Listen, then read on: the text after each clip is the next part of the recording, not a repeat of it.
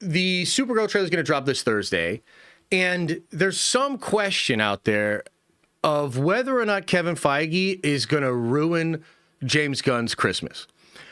And what I mean is, there are actual box office analysts that are saying that the Doomsday trailer is this week. There's some buzz around the 11th, which would be Thursday, right? Yeah, that would be Thursday. So why might this thing drop on Thursday, right? Because, by the way, I don't even think so. I think it's next week, but there is a possibility that it does drop this week, and I want to explain why. So I guess the main number one reason would be literally to ruin James Gunn's December. And look, Superman made more money than Fantastic Four in the box office, but I'm pretty sure Fantastic Four was more profitable. There are all these reports starting to come out that Fantastic Four is actually one of the least expensive movies Marvel ever made. And this is something we've been tracking about and talking about as well, where, you know, Feige had talked about cutting costs. Feige had a meeting with Gareth Edwards, because one thing Edwards does really well is do a lot of VFX for a low amount of cost. And that one movie that I hated, but he did, the robot movie or whatever, he made that for $80 million, and it has a lot of VFX work. So we had actually talked about this, how Marvel was cutting money out of these budgets using those concepts. And so Fantastic Four might end up being one of the cheapest movies they've ever made. It might actually make more profit in theatrical than Superman did, okay? When we were leading up to Fantastic Four versus Superman, I really wished that Marvel had been more aggressive with the marketing. I mean, Kevin, we used to have a name for Kevin. We used to call him White Suge Knight, okay? Because Kevin, like, he talks, I mean, he's so good on the mic. He's so friendly, and he's got a warm smile, and his hat game is on point, et cetera, right? But behind the scenes, this dude's kind of cutthroat, okay? I mean, this dude told Edgar Wright to fuck off after working on a script for like 10 years. That's crazy. This dude found out they were doing BVS and ended up fast-tracking a Civil War movie. He convinced the studio to make this budget like close to $300 million, put all the Avengers in it, and made a better superheroes fighting each other movie than Batman v Superman, just to try to crush the competition. So this dude used to like make moves on the low, and we called him White Suge Knight. But White Suge Knight has been gone for like 5 years. Like, we haven't seen any shit like that. The closest was probably hiring Sam Raimi after firing Scott Derrickson. That had a little White Suge Knight energy, because it's like, oh, Scott Derrickson, sorry, you know, shame to lose you. Guess who's back to the fucking superhero genre? Sam Raimi! Ah! You know, like stuff like that. But really, by and large, we haven't really seen that energy from Kevin. And we certainly have not seen that energy from Kevin with regards to James Gunn. I was a little disappointed in the run-up to Superman that Fantastic Four didn't do more. There's some stuff in there, like the car from the first Superman Action Comics is the one that Ben lifts. You know, there's some stuff in there, but like it wasn't like that old energy. And a lot of us just believed, well, they're too close. They're friends. Kevin genuinely likes Gunn. Gunn genuinely likes Kevin. And you know, when it's a buddy, you're not going to be as cutthroat or whatever, right? So if that philosophy is persistent over there, then this trailer's not going to come out this week, right? And it's looking like that's probably what it is. However, I'm kind of hoping that maybe there's been some change of heart, or perhaps pressure from the top that is like, nah, man, we got to crush these motherfuckers. Because there's a lot of indication that there could be a trailer on Thursday as well. And I'll tell you this right now, the coldest shit Kevin could do is wait until the Supergirl trailer gets dropped and then drop the Doomsday trailer. It will suck all the air out of the room, and Supergirl will get completely snuffed out by that. I just promise you that's what would happen. I have trouble believing that will be the case, but that would absolutely crush the Supergirl trailer, okay? I think either way, by the way, the Supergirl trailer is going to kind of get crushed by Doomsday. It's just going to happen a week later. I think this shit's going to come out next week with the official release of Avatar. If the 3 trailer rumor is correct, then damn, we got 3 weeks of that shit, and that will just, like, people are going to be like, super who? Like, for real. But why are people saying this Thursday? Well, Daniel RPK scooped that there is a big Disney trailer coming on the 11th. And Avatar's already had 2 premieres. I believe it had a North American premiere and a UK premiere. But this week, it has a ton more. It has a Chinese premiere tonight. I think one in Germany tomorrow, maybe Japan. And so, like, sequentially this week, all the way, I think, to Thursday, big international premieres for Avatar. And it's possible that, like, in the wake of all those premieres, as all these people have talked about it and there starts to get buzz from local influencers in all these different markets, that they might drop a teaser for the trailer, much like DC just did with Supergirl. And maybe that trailer comes out on Thursday to get everybody to go get tickets to go buy that. Because one of the reasons they do this is because this weekend is probably the biggest weekend of pre-sales tickets leading up to the actual movie next Thursday. Now that's changed a little bit. There's a lot of walk-up business these days. So technically, like, you get pre-sales like Wednesday and Thursday's preview night. So I don't know how that works exactly, but that's a thing. And so it wouldn't be outside of the realm of possibilities for some kind of tease dropping this Thursday and Disney pushing for people to buy tickets to Avatar to go get the to go watch the trailer. And in fact, let's be real about something. They might want you to buy 3 tickets. If the rumors are true about these 3 trailers, that's like almost an event. And I think it would be so bizarre if Disney spent all that money to do the 3 trailers and then wouldn't spend money to promote that idea to people, right? Like, duh. Like, it's not just going to be like, oh shit, there's 3 trailers? No, they want everybody to know about it. So they're going to promote the fact that there are 3 trailers.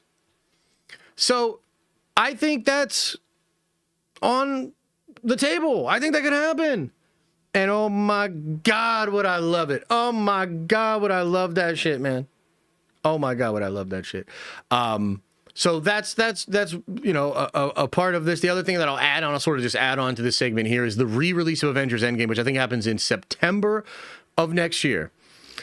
And look, it is obvious that Doomsday is a sequel to Endgame more than anything. We've been talking about that for weeks and weeks, months. It is true. I believe re-releasing Endgame is a brilliant idea. Number one, I think it could be so successful it dethrones Avatar, which they've gone back and forth. I mean, Avatar keeps re-releasing and getting that throne. Why can't Endgame? Okay. On top of that,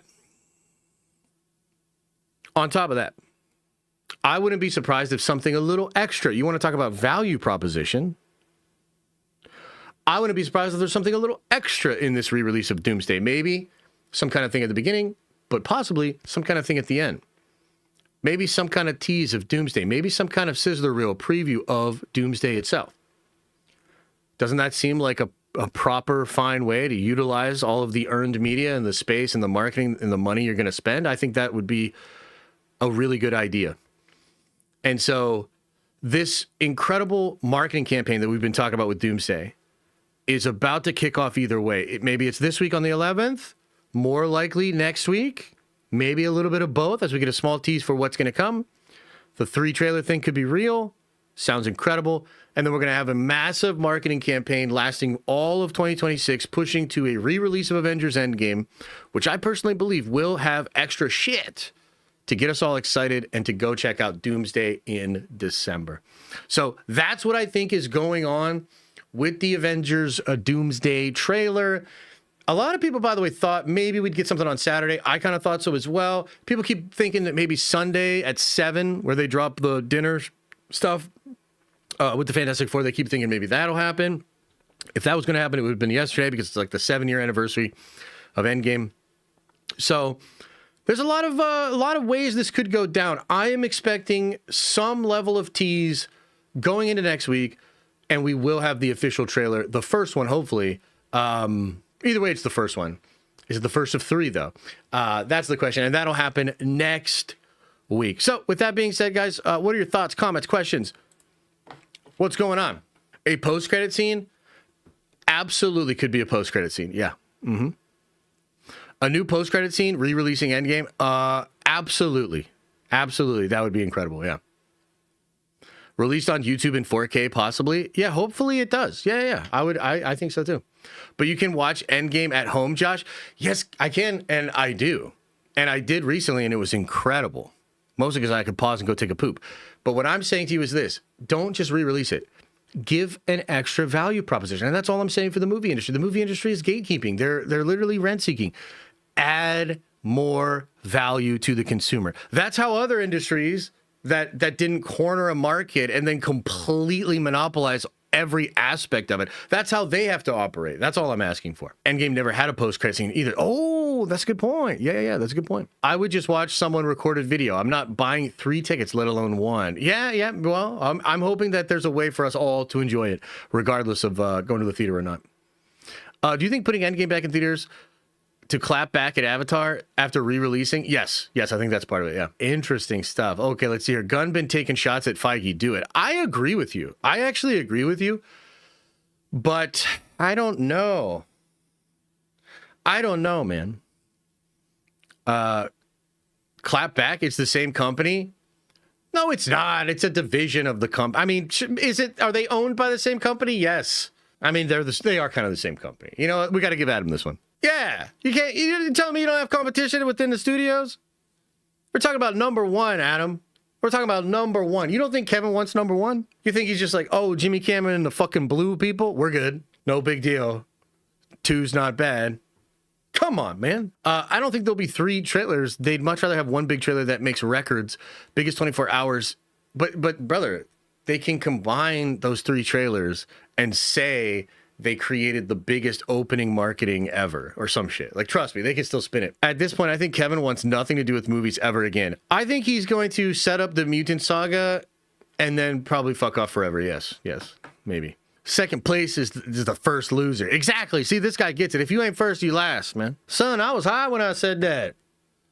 You could be second, you could be third, fourth, hell, you could even be fifth. And then peace the fuck out. Yeah. And then he's going to start playing Warhammer with us. You know? You have no idea what it's like to be number 1. Tony Soprano. Yeah, number 1 therapy guy because of his fucking ducks. Josh, are you going to wait to watch the trailer live at the tower? You mean the Supergirl trailer or the Doomsday trailer?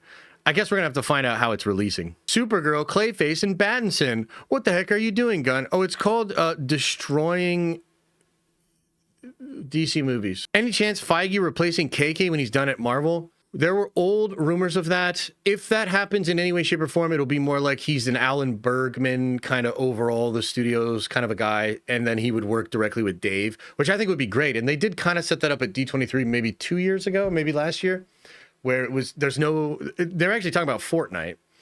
And they had like Kevin was there and Filoni were there, and they had good chemistry together. You know what I mean? Like that would work for me. I hope we will get a couple of trailers of each of the teams, maybe RDJ for the Super Bowl. I think Super Bowl is more Spider-Man. That's what I'm thinking. I'm thinking right now they want to set the table for Doomsday. And then I think you'll get some Spider-Man stuff. But I think Spider-Man ties pretty closely to Doomsday, which they're keeping very secretive right now. But I think it might become clear. Does Paramount keep Gunn? Hard to say. Gunn's contract is until mid-2027 right now, maybe spring 2027. I think they will have to honor those contracts. So meaning, I think he's there till 2027 either way, which some speculate is why he turned around Man of Tomorrow so quickly, because he sort of knew, like, let's get this out there. Look, I don't know. It kind of depends on, like, what does Gunn want to do? What do these studios want to do? We have a lot of indication that Paramount specifically wants to remake Hollywood, or like give, like, they want to become the Fox News of movie studios, which might sound a little icky to some of you. And frankly, like, Fox News, what the fuck? But if they could do stuff that was a little bit more on what they've described as the 70% of people in the middle. I mean, you guys know me. I like dude bro 80s coded content. You know what I mean? I want the chicks to be hot. I want the dudes to be jacked to the gills and competent as fuck, strong. Like, come on, man. Like, I'm sick of this shit. So for me, I'm like, Paramount represents a studio that I think will at least do some of that stuff, you know?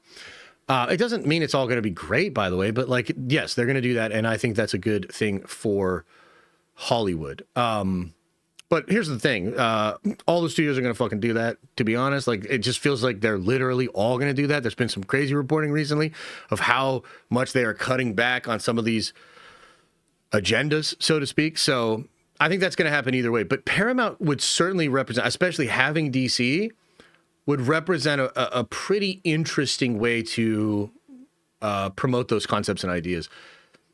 there was something broke by Bellany last week, which we discussed, which was that people at Paramount had already been meeting with talent about a DC project outside of the purview of Gunn and Safran. And as it stands right now, it feels like Gunn is more safe at Netflix, which is interesting. That's weird. I wouldn't have thought, but that appears to be what it is. Gunn is more secure at Netflix. Paramount, I think, will make changes. I don't think they're going to make any changes until after 2027.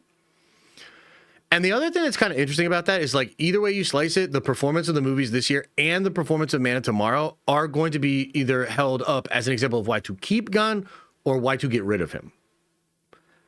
In some ways, Gunn is a better fit for Netflix because he doesn't have to worry about box office anymore, which sounds cruel, but I'm actually being honest. Like, that would be a better fit for Gunn, I think. Is Feige the greatest executive producer of all time? Well, he might be the greatest producer of all time. Okay. So a line producer and an executive producer are technically different than a producer. And this is all goobly glob, but just make it producer. He produces the movies. And often he is the only producer credited. Not as much anymore. They have other, but it's usually, like, in fact, for most of the Infinity Saga, one producer, Kevin. Everybody else is either a line producer or an executive producer.